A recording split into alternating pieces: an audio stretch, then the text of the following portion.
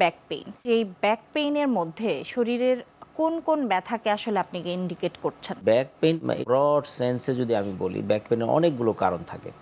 আমাদের শরীরে মাসেল, মানে রক্তনালী প্লাস হাড়, লিগামেন্টস, এই প্রত্যেকটা জায়গা থেকে এবং সর্বশেষ নার্ভ, এগুলো নিয়ে কিন্তু আমাদের ব্যথা আসে। তো পিএলআইডি বা ডিস্ক জনিত যে পেইনগুলো, এগুলো নিয়ে সমাজে দেখি একটু কনফিউশন থাকে। এই জায়গাগুলো নিয়ে আমি দেখি যে অনেক কিছু করার সুযোগ থাকে। সেই জন্য আমরা মনে করি যে পিএলআইডি বা ব্যাক পেইন নিয়ে কনফিউশনগুলো দূর করা যায়।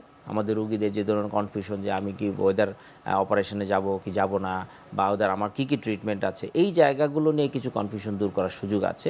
এটা একটা বড় ব্যাপার। আর ব্যাপারগুলো হচ্ছে যে কিছু স্পেসিফিক্যালি মাংসপেশি বা লিগামেন্টস জনিত কিছু কাজ আছে যেগুলো অ্যাডভান্স ওয়েতে, যেমন বিশেষ করে আমরা যেটা করি আল্ট্রাসাউন্ড, এমএসকে আল্ট্রাসাউন্ড, যেটা মাস্কুলোস্কেলেটাল, এটা দিয়ে কিন্তু খুব ডেফিনেটিভ ডায়াগনোসিস এবং ট্রিটমেন্ট এই দুটোকেই নিয়ে আসার সুযোগ আছে। এই দুটো খুবই অ্যাডভান্স ট্রিটমেন্ট হিসাবে ব্যাক পেইনের পরিচিত।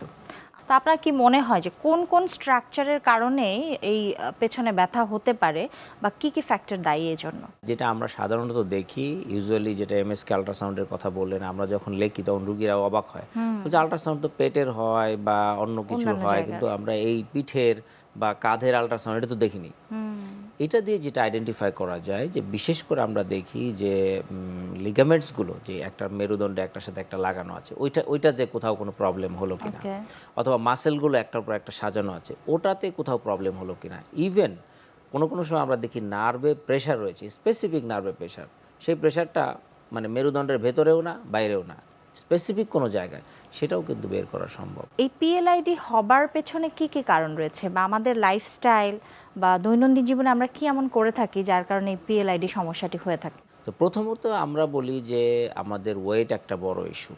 পার্সোনালি আমাদের প্রত্যেকের ওজন যদি নিয়ন্ত্রণ করা যায়, ওজন বেশি হলে এটা একটা ইস্যু হয়ে দাঁড়ায় যে ওজনের কারণে মেরুদণ্ডের যে ডিস্ক, ওটার উপর প্রেশার বাড়তে বাড়তে অনেক সময় এর স্থিতিস্থাপকতা নষ্ট হয়, তখন সে পেছনের দিকে আসে এবং নার্ভে প্রেশার দিয়ে প্রবলেম তৈরি করে। এছাড়াও যেটা হয় খুব কমনলি দেখা যায় ডিজেনারেটিভ চেঞ্জ।